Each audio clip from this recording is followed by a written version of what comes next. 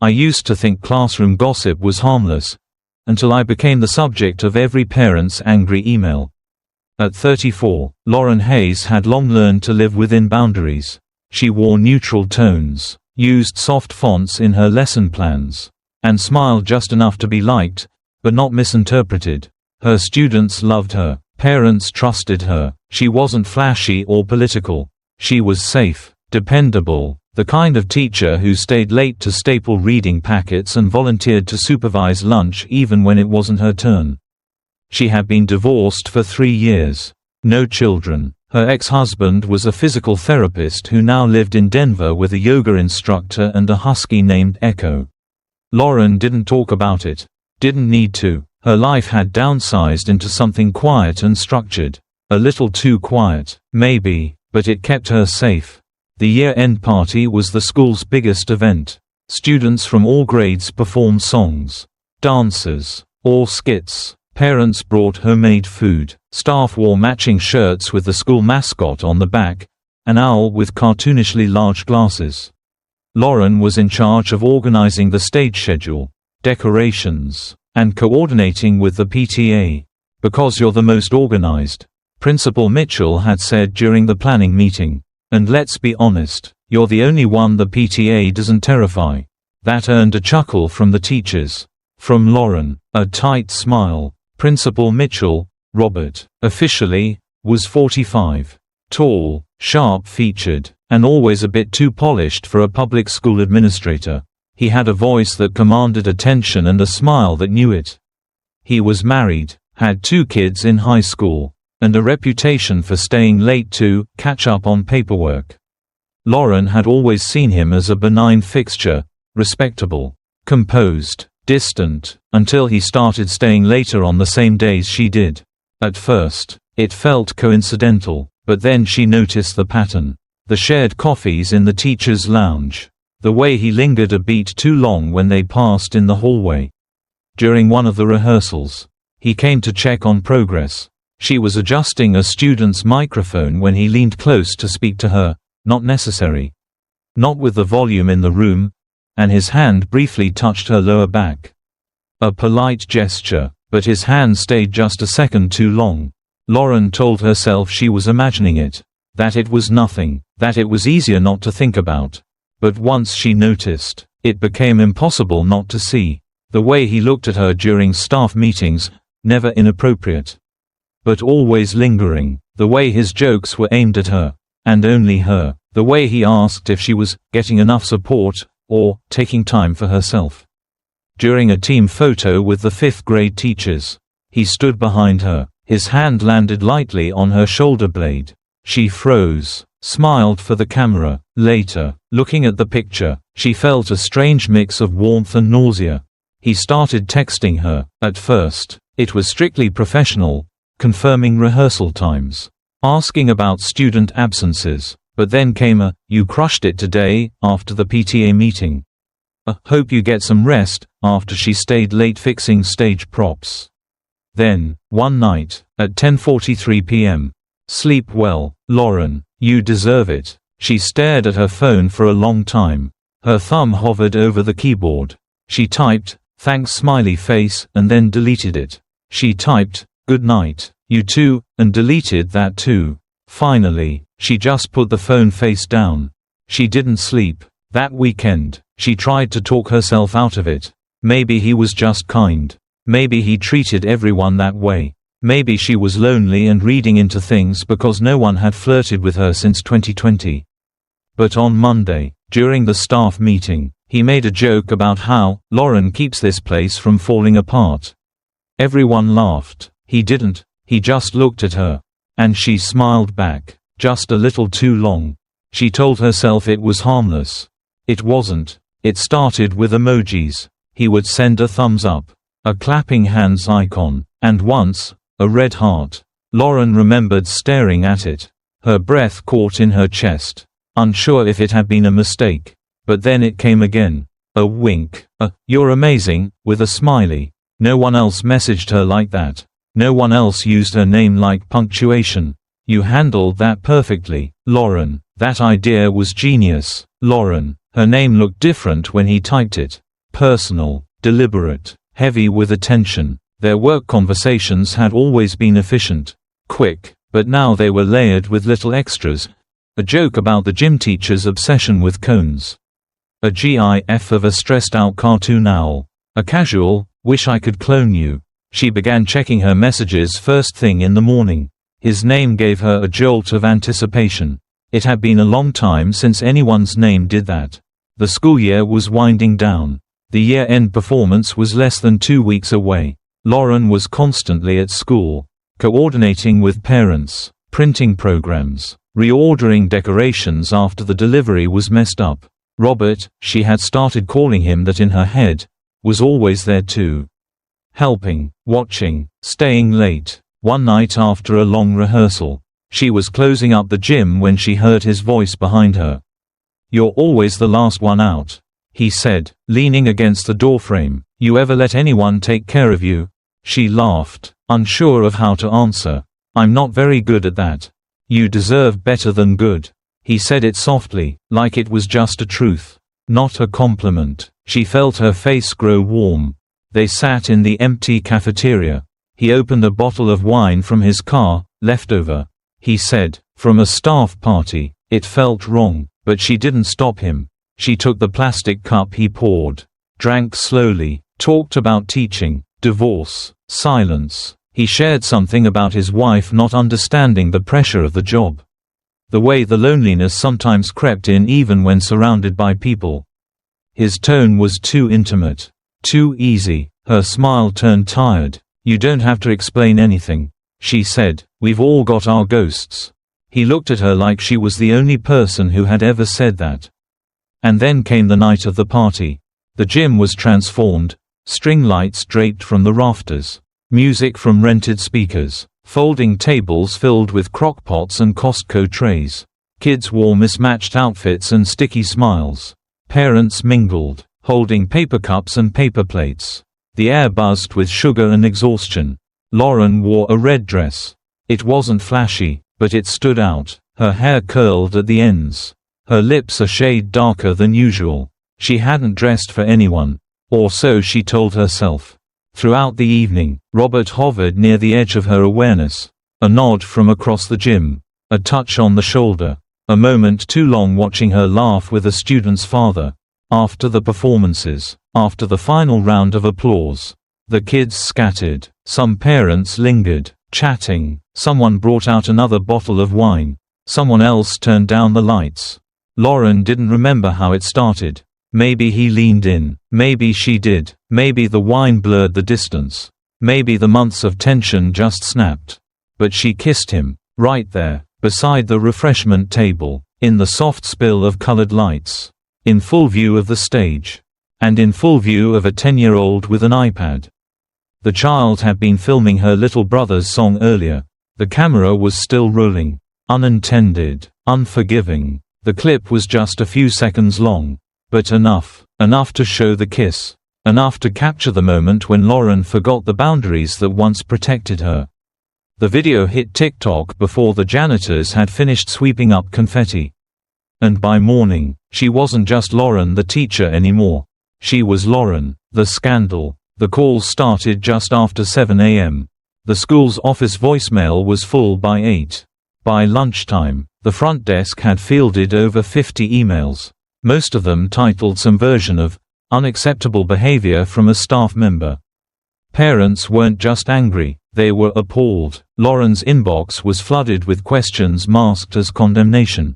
How could you do this in front of the children? What example are you setting? We trusted you. The video had been shared in a local parenting Facebook group with the caption, "Guess what our kids saw last night?" It had more than 10,000 views by the end of the day. Lauren didn't leave her apartment that morning. She stared at her phone, rereading Robert's final message from the night before, "Get some rest. You were amazing." There was no follow-up, no reassurance, nothing. She was summoned to the superintendent's office that afternoon. The assistant avoided eye contact. The HR manager barely said hello. Robert was already there. He didn't stand when she walked in. He didn't smile. His face was carved in polished, performative concern. The meeting was clinical. He said he was taken by surprise and deeply disturbed by the incident. That Lauren had shown poor judgment under the influence and had crossed boundaries inappropriately.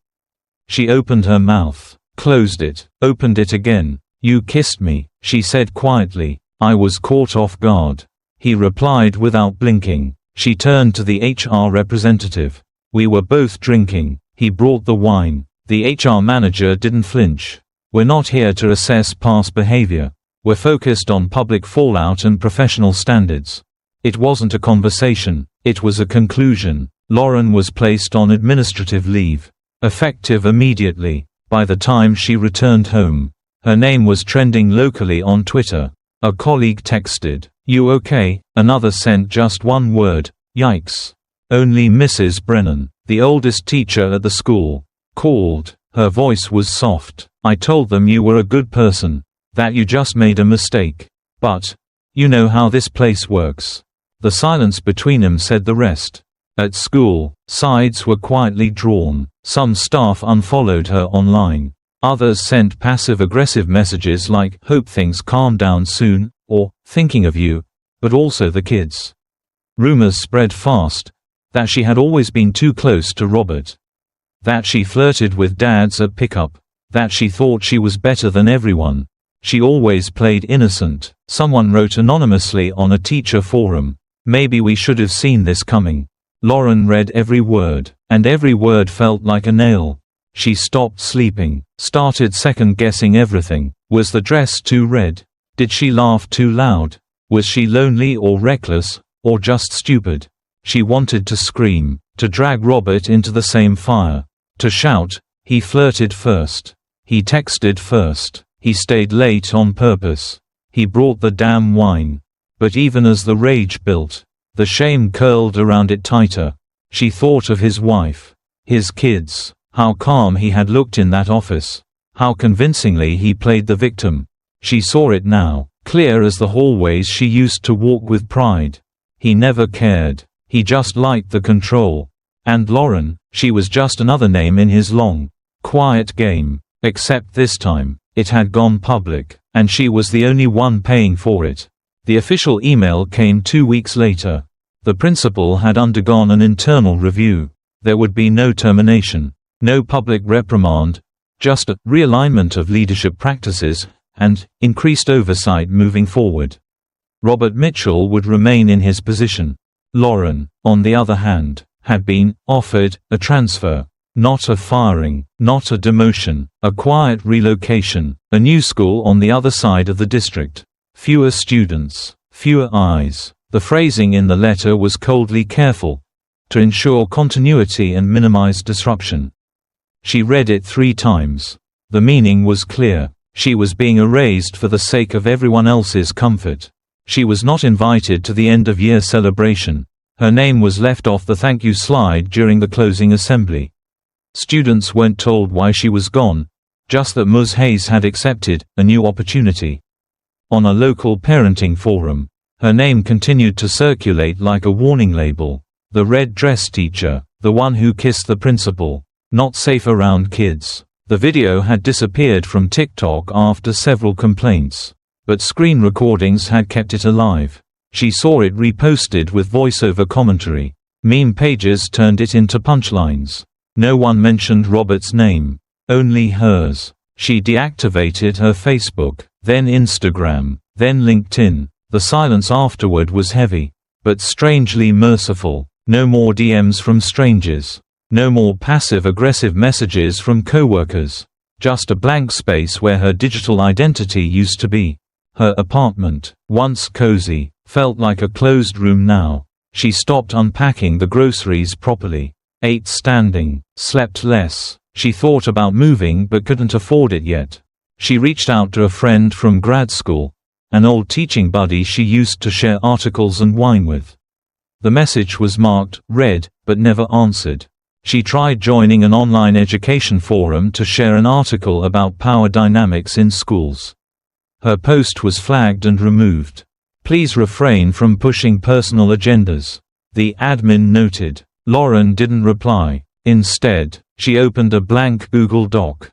She began writing, Not as Lauren Hayes, former elementary school teacher, not as a disgraced name on a district memo. Just as a woman with a voice. With thoughts. With something left to say. The blog had no pictures. No bio. Just words. At first, short reflections. Then longer essays. On the unseen labor of teaching. On silence and complicity. On the hunger to be seen without being used. She didn't advertise it, but people found it. A few comments came in. Quiet thanks. A mother who said she had been forced to resign after a similar scandal. A teacher who said, "This happened to me, too, but no one believed me." Someone called her writing, tired but honest. She liked that, tired but honest. It was the truest description of herself she'd heard in months. She didn't feel vindicated, or healed, but for the first time since the kiss. She didn't feel invisible, in the absence of everyone else's narrative. She had begun writing her own. 2 years passed like weather, mostly quiet, occasionally harsh. Lauren lived in a rural town now, where the nearest grocery store closed by 6 p.m. and the loudest sound at night was wind rustling through cracked shutters. Her world had shrunk into something simple, manageable, a converted barn with peeling white paint, 2 rooms, and a garden that refused to grow anything but lavender. She taught part-time at a local elementary school, support work mostly. Literacy coaching, small group reading interventions, classroom assistance. She was paid less, consulted less, and introduced to new staff only as Miss Hayes, our extra set of hands. She didn't mind. She didn't want leadership, or attention, or to be the one with the key to the staff lounge. She wanted a desk by a window, students who needed help sounding out difficult words, and silence in the break room. And that's what she had. Her past life, urban school politics, district memos, clinking glasses at staff holiday parties, felt like something she had watched through a screen. Not lived, not suffered through, but it was still there, like a scar under long sleeves. Once in a while, it surfaced, like during a classroom circle on communication skills, when a 4th grader raised her hand and asked, with the brutal innocence only children possess, "Miss Hayes, have you ever been in love with someone at school?" The class giggled, some groaned. Lauren smiled, but not the way she used to. There was no flustered blush, no awkward deflection. She looked at the student with a calm that had taken years to earn. "I once mistook attention for affection," she said, "but now, I only give my heart to what truly matters." There was a silence, not confused, not judging, just young minds absorbing something they couldn't yet name. Later that night, she made herself tea, sat on the creaky front porch, and watched the horizon dissolve into lavender gray. She wasn't expecting anything, no texts, no news alerts. She had turned most notifications off months ago. But an old colleague had messaged her. No words, just a link. She clicked. It was a local news clip. Robert Mitchell, longtime principal of Western Elementary, under formal investigation for financial misconduct, mishandling of school funds, and nepotistic hiring practices. He stood outside a courthouse in a navy suit, saying nothing. Lauren watched him for 4 seconds. Then she closed the tab. She didn't smile, didn't speak, just walked to the kettle and refilled the water. Some things no longer needed words. She carried her tea back to the porch. The night was darker now. The air cooler. Somewhere, an owl called. She sat, and breathed, and let the stillness stay. Infidelity may last one night, but its consequences echo for years. You can recover from failure. But trust, once broken, leaves a scar that never really fades. Lauren had learned to live around the scar. Not to forget it, but to stop picking at it. She was still tired, but honest. And that, finally, was enough.